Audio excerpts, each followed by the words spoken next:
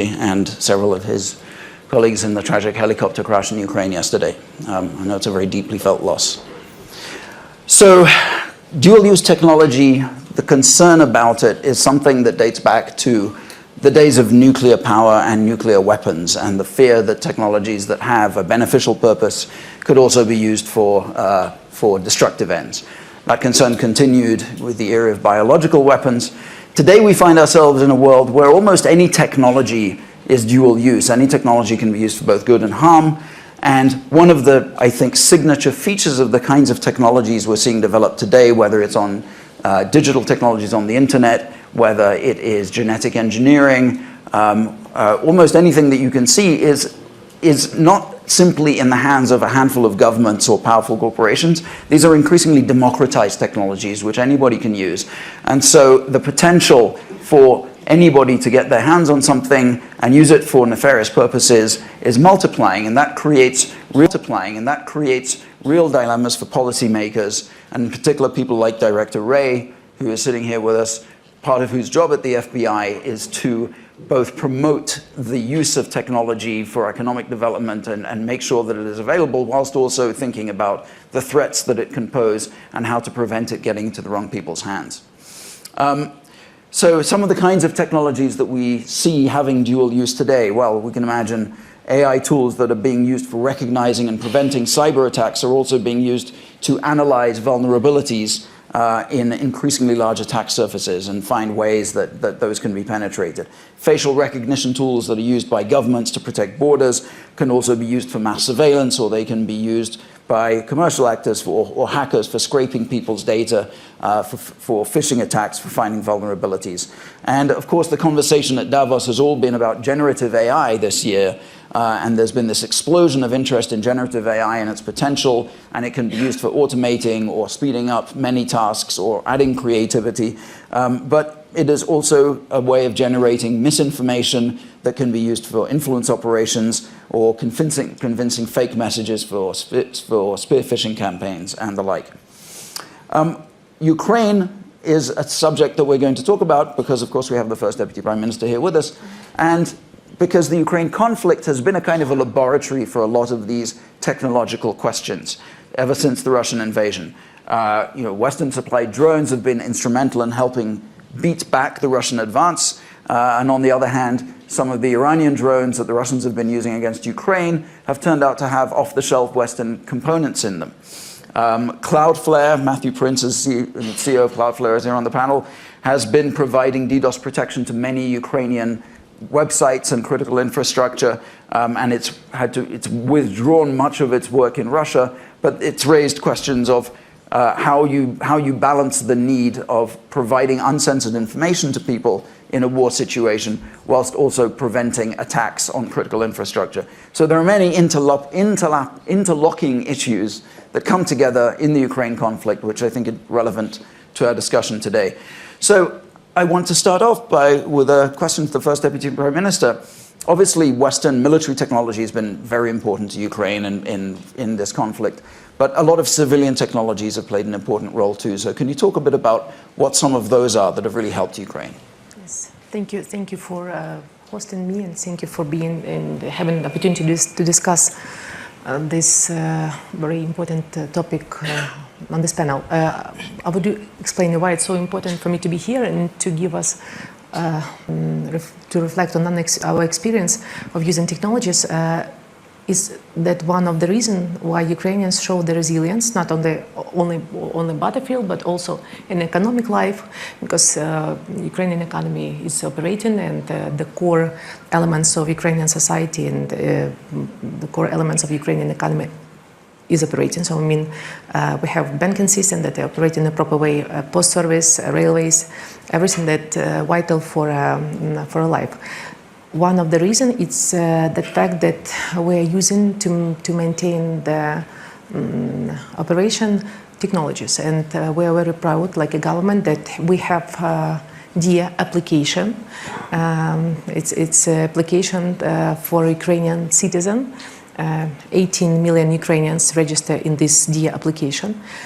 This application gives us opportunity to get passport information, COVID certificates, everything that you need for a normal life, but it's become a special instrument and tool for the government to maintain some process and procedures during the wartime. For example, we have temporarily displaced people, internally and externally.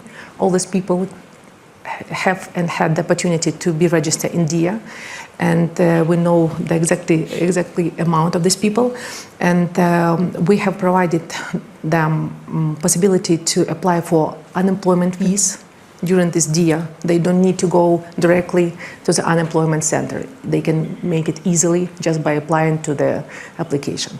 Also, they are able during this wartime, and when we understand that there's huge the quantity of destroyed residential building, and we need to, like a government, to provide one of the tools. It's a mortgage program. It's also on the DIA application. So now you can get mortgage during the wartime with help of DIA application. Also, right now, you know that there are every week shelling attack on energy grid, and we need to find a way how to maintain this energy grid. And in the system, 35% of deficit exists right now, and we are like a government launch program that help citizens to exchange the old lamps for the LED lamps. That can, it might sound probably ridiculous, but it might save the working of one nuclear station. This in case if we will be able to make the exchange for 15 million LED lamps. And we also provide it through DIA application. Everything to help us to maintain the situation in the country under the war circumstances can be provided by this DIA application. And of course, before the war, civil society and constitutional law always were very skeptical about using technology because of the necessity or to secure the data information. But during the wartime, it became vital instrument for us, like a government, to provide all social fees, to provide different governmental programs for Ukrainians that under the war conditions. So that's why, currently Ukraine is a playground, let's say, for where all the important questions for security, for technology and society are radically tested at. I think that we have very good experience in using, like you said, civil technologies in running the country. Right. So I want to underline how extraordinary I think this is, that a country that is fighting for its existence is also managing to achieve the kind of changes in e-government that a lot of other countries only dream of in peacetime. So that's it's really interesting that that is able to happen. Director Ray, I want to come to you on this question that I raised earlier. As I said, Iranian Shahed drones were captured in Ukraine, dismantled, and turned out to have Western components. And this was not secret military tech. It was, off-the-shelf components that could be, used by almost anyone, anywhere. So as you think about the legal frameworks, about supply chains, about export controls maybe, as you think about how to promote the use of technology for civilian purposes, for economic development, whilst also being conscious of the risks that can happen if it gets into the wrong hands, in this extremely globalized world, how do we even think about trying to prevent that kind of use of technology in a conflict? Well, certainly something like an Iranian-built suicide drone being used to attack innocent civilians in the Ukraine is a particularly poignant example of why export controls matter, why sanctions matter. We take very seriously our obligation to try to protect businesses and innovation from all the threats that they face, but by the same token, we do need businesses to ask responsible questions of potential customers so that they can ensure that their technology is not being used in horrific and irresponsible ways. And so I think that's where the export control regime is designed to help strike that balance, to protect innovation for all the positive things that the technologies can be used for, but also to try to guard against, really in this case, catastrophic consequences. Right, but do you see this being having really an effect in a world that is so globalized? I mean, at some point, these technologies can be replicated and used everywhere. Well, of course, it depends on the technology that we're talking about. But I think, in many cases, asking the right questions of the potential customers becomes a critical piece of it, and then enforcement where the technology is knowingly misused. Yes. Okay, Matthew Prince, I want to come to you because obviously Cloudflare played a very important role in the Ukraine conflict, and when the war started, you came under immediate pressure from Ukraine to pull out of Russia altogether. And as I understand it, you chose to scale back operations very heavily, but you still wanted to be able to protect Russian independent media, or at least allow uncensored information to filter through to Russians. So can you talk a little bit about the trade-offs and how you thought about them? Yeah, so if we go back to a year ago today, we were starting to see indicia coming out of the region that made us very worried that Russia was going to invade. And so we immediately reached out to authorities that we work with, got in contact with the Ukrainian government, and provided our services to protect their critical infrastructure from cyber attacks. When the invasion actually happened, we terminated any Russian government-affiliated customers from using our infrastructure. And then we worked with law enforcement and experts to say, what should we do next?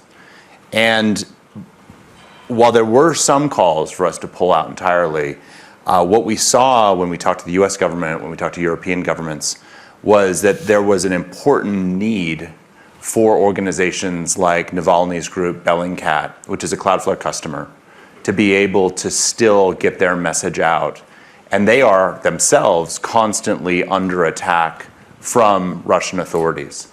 And so in order to protect them, we had to have some of our infrastructure still running inside of the country. And we made that determination that that was the right thing to do. Again, we don't pay taxes there anymore. We don't service any sanctioned entities, any government-affiliated entities. But there are still Russians who think that what's happening in Ukraine is what it is, which is an incredible travesty and potentially a war crime. Yes. And so the other thing that we've done is that we have provided our services to individual Russian households that want to bypass the censorship that Russia is imposing on the internet to be able to actually access Western media. And today we estimate that around 10% of Russian households are using Cloudflare's technology to bypass that censorship. We actually see consumption of Western media going up. And I'm hopeful, although again, it is awfully hard to overcome such an all-powerful regime in a country like Russia as Putin's. But I'm hopeful that if we do see changes inside of Russia, it will be in part because some people there are getting the truth. What's interesting, though, is while we were doing this, a lot of the protests erupted in Iran, and we've watched Iran shut down the internet. And I got a call from a senior official in the White House who said, "Can you do in Iran what you're doing in Russia?" And I said, "No." And they said, "Why not?" And I said, "Because sanctions prevented us from ever putting our equipment in Iran. And so the same way that we can help the Russian people bypass censorship, we're unable to do that in Iran." And they said, "What if we give you a license?" And I said, "It's too late," right? And so there's a trade-off here. And I think as a company, there's a law-abiding company trying to follow these policies, we are happy to comply with any sanctions regime and how this gets implemented. But we should understand that if you don't let us do something in a certain place, it might mean that after the fact, when you do need the network to be accessible, the internet to be accessible, that we can't after the fact solve that problem. And so that's a trade-off that I think we as the private industry as well as the government needs to have conversations around and needs to think about what those trade-offs are. Yeah, Director Ray, what do you think about that trade-off? I mean, we engage in those trade-offs every day. I mean, pretty much every technology we could talk about today, we see both great opportunity but great dangers in the wrong hands. And so the kind of trade-off that Matthew's talking about is something that is a source of constant discussion as we try to find that sweet spot between achieving the consequences for security that we all want without the unintended consequences. Jake, I don't want to leave you out of the discussion, but I actually want to go one more twist on this particular question of these trade-offs, because in the Russia-Ukraine conflict, I think the moral calculus is pretty clear. Russia's the aggressor. Everyone is on the side of Ukraine. Western policy is clear. The moral imperatives are not very arguable. I can imagine all sorts of other conflicts arising between other countries where maybe some Western countries have an interest in supporting one or the other. Cloudflare has customers in both.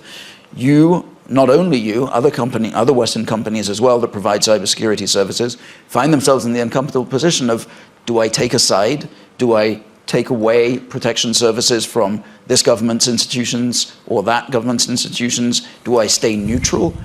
How would you imagine a situation like that between, I don't know, let's say a war between two countries in Africa where there isn't a clear foreign policy interest?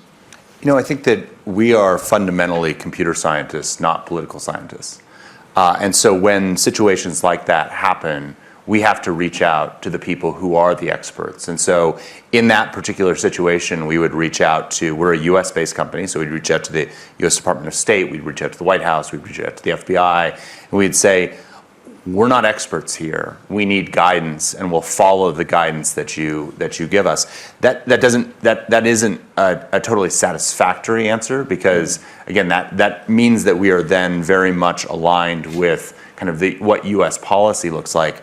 But I think that's going to be where we're going to sort of start that conversation. But I think that's as there are companies like ours which are massively multinational. We have operations now and equipment running in over 120 countries worldwide. We have customers in literally every country on earth. And well, probably not literally every country on earth, since there are a few that are sanctioned. But that is something that we have to constantly struggle with. And again, we're going to take guidance from those people who are experts, like Director Ray. Yes. All right, Jay, coming to you. So your company, Gecko Robotics, you make autonomous vehicles that can be sent into dangerous areas to check for problems. So things like nuclear power plants, look for places that need repair. So obviously there's a big application in war zones as well. And Ukrainian infrastructure has been part of the target of Russian attacks. There was a session yesterday that Palantir hosted with Mikhailo Fedorov, the Minister of Digital Transformation of Ukraine, where he talked about how the battlefield is a great place of technological innovation. And actually, Alex Karp used a memorable phrase. He said, "Productization happens on the battlefield." So, do you think of what is happening in Ukraine as a sort of accelerant of technological development? What do you see coming out of it, particularly in the area of autonomous vehicles and the kinds of things that you work on? Yeah, I think historically that's been true. If you think about wars in the past, like World War II, acceleration in development of technology, whether it be penicillin or it be aviation, it's been an amazing accelerant to bringing new technology and trying out new technology that was before faced with a lot of inertia. And actually, our colleagues at Palantir and Dural and obviously Cloudflare, this is our moment. And I think it's also a moment for Silicon Valley tech companies to understand the importance of national security and working with governments to help protect Western ideals. And so for us in particular, our battlefront is the energy security infrastructure, another critical infrastructure. There's two battlefields in our opinion. There's obviously the warfighter on the front lines, and there's also over Christmas 9 million folks in Ukraine had no access to power. So what our company is focused on is how do we utilize robotics, fixed sensors, autonomous vehicles, as well as bringing that all into the fold with software to help predict when critical infrastructure will fail, when the built environment will fail, so we can make the right strategies and plans and things that we can recommend, because we've had the ability to see critical infrastructure across nations and even across in the defense sector too, what leads to failures and how to stop it from failing. These are critical pieces of data that drive artificial intelligence models to help predict and provide better decisions as it relates to national security on the energy front, and obviously we see that as well on the cyber side as well. And so it's important to remember AI models are only as good as the data inputs going in. And in the built world, we have very bad access to data. So robotics are an amazing way to safely, quickly, but also with highest fidelity capture information that can inform ways to extend the useful life of infrastructure in the Ukraine, in Europe, in America. Because you have to remember, this infrastructure that powers everything you see here in the room, 60, 70, 80 years old, built in the Cold War, beginning to fail past useful life. And we have to ensure that that infrastructure can last as we transition and also be there in times of crisis or in times of climate change as well, like we saw over Christmas in the US. And then you have to figure out how to improve it and get more out of that infrastructure so you can invest and you can deploy and make better decisions using information. And so robotics is a critical point, a part of decoding the physical world to arm governments and arm our strategies on the battlefront as well. Right. So broadening out that infrastructure discussion, Ukraine has been a kind of a Russian testing ground for cyber attacks on infrastructure since long before this war. We saw times when large parts or chunks of the Ukrainian power grid were taken out by a Russian cyber attack. And that raised concerns of the same thing happening in other countries. So given what Jake is saying about how we are learning about infrastructure vulnerability, but also about resilience and how to protect it better as a result of this war, thinking about the fact that more and more infrastructure control systems are computerized, are accessible remotely, therefore vulnerable to cyber attack, thinking about the fact that autonomous vehicles and drones of one kind or another being used in inspections or being used for monitoring create a further attack surface potentially for cybersecurity.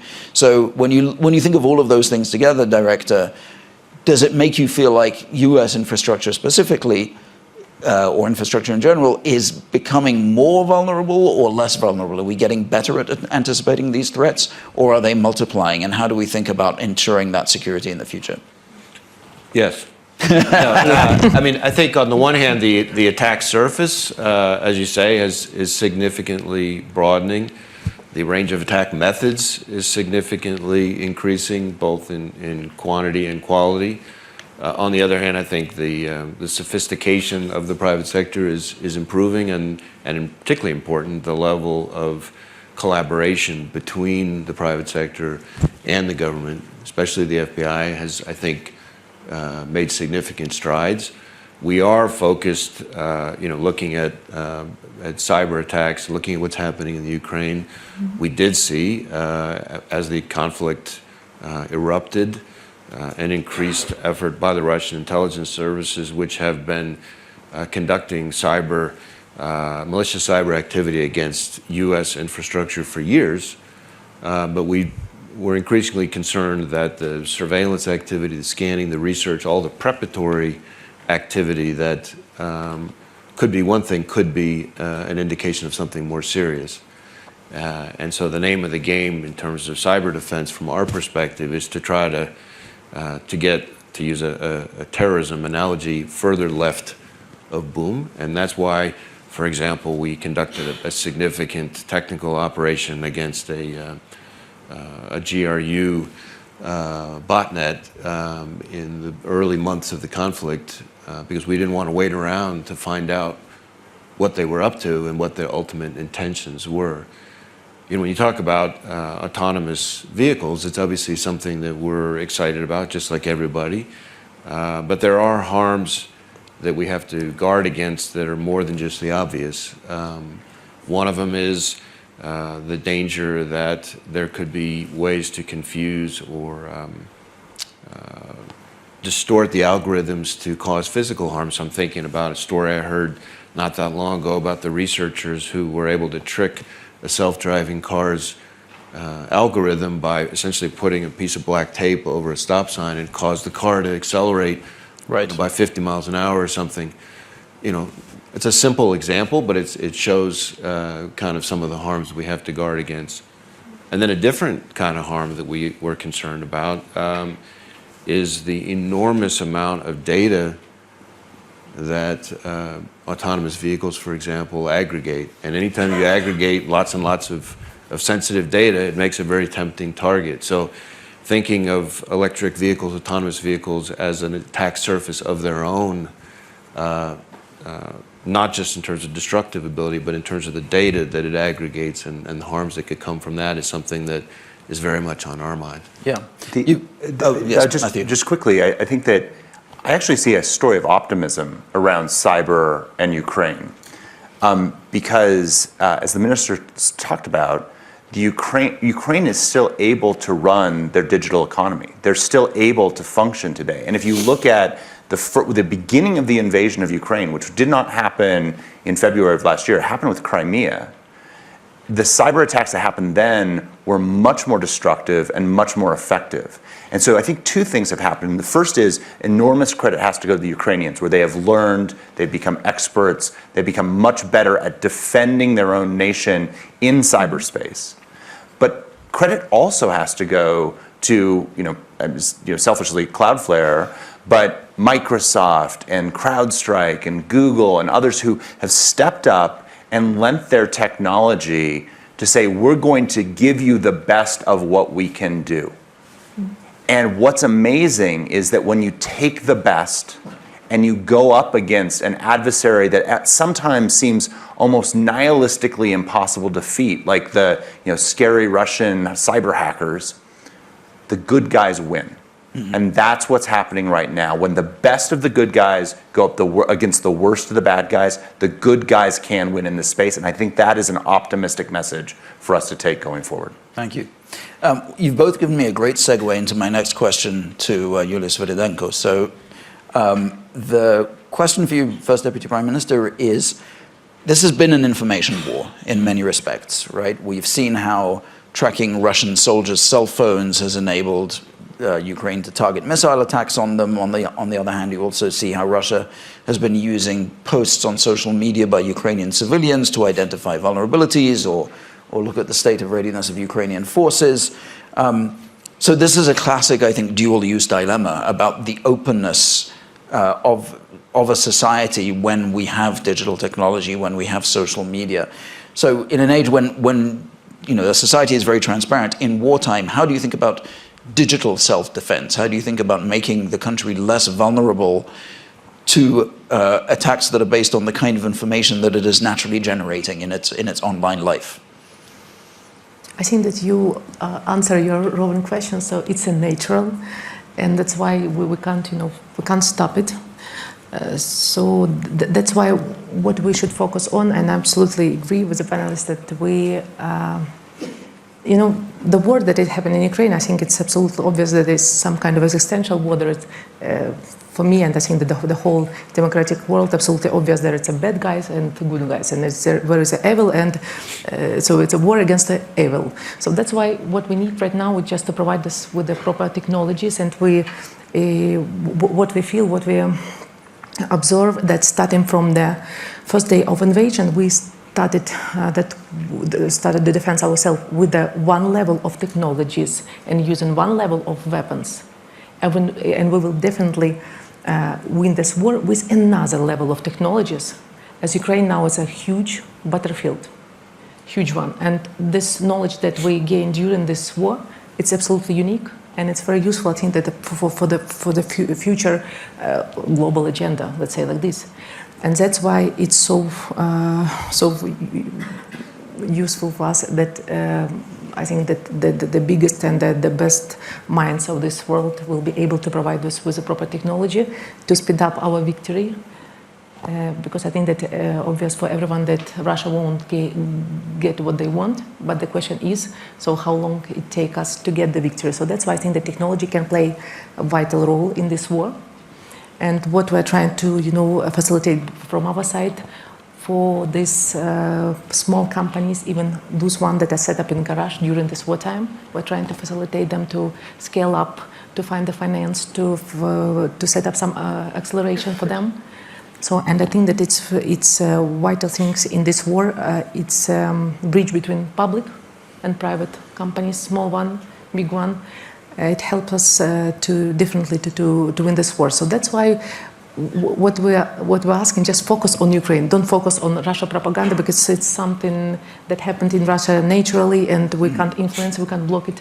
But we can just pay our attention on Ukraine, on our integrity, on our technological level, on everything that can help us to win this war.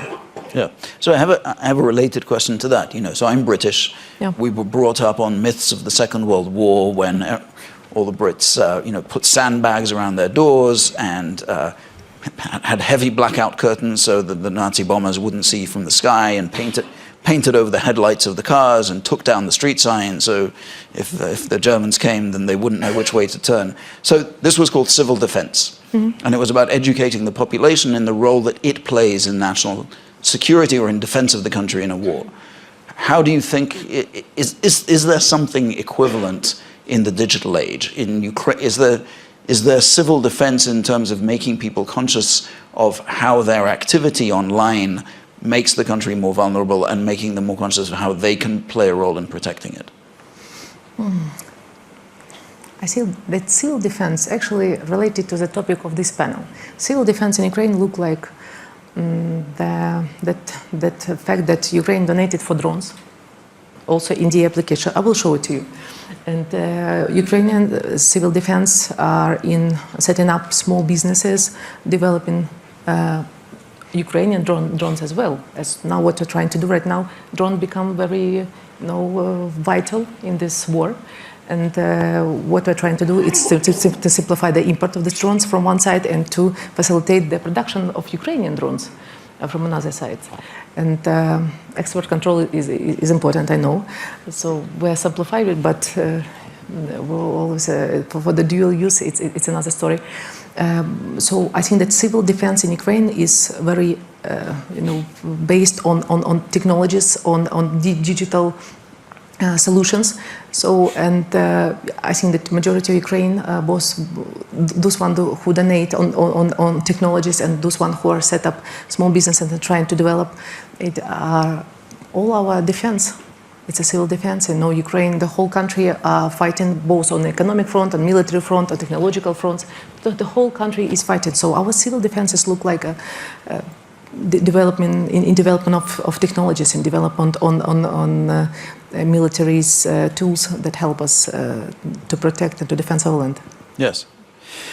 Since we, as I said earlier, everyone here seems to be talking about AI, the rise of generative tools like ChatGPT has kind of reminded us how powerful AI is, even though a lot of the developments that we've been seeing have nothing to do with ChatGPT specifically.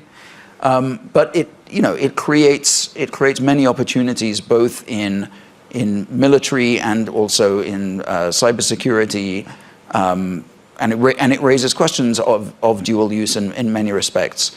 So I actually want to start with one of the examples that Director Ray brought up, this idea that autonomous vehicles, as they're roaming the world, are collecting massive amounts of data, and that could be used by adversaries to exploit all sorts of threats. So maybe I'll throw that question to you, Jake. I mean, since you are promoting and developing the use of autonomous vehicles, how do you think about the ways in which that data could be used for malicious purposes, and how we guard against that? Yeah, well, I think cybersecurity, the push for development and the implementation of cybersecurity, not just commercially, but also with energy and utility companies, needs to be forefront, and probably is not invested in heavily enough. So I think both physical and cybersecurity needs increased investment to ensure that data doesn't fall into wrong hands and manipulated in bad ways. And I think that robotics, the sexy versions of robotics that you might see in daily life, whether it be delivering packages to your doorsteps or on roads, I think that's a world of robotics. Thank you very much.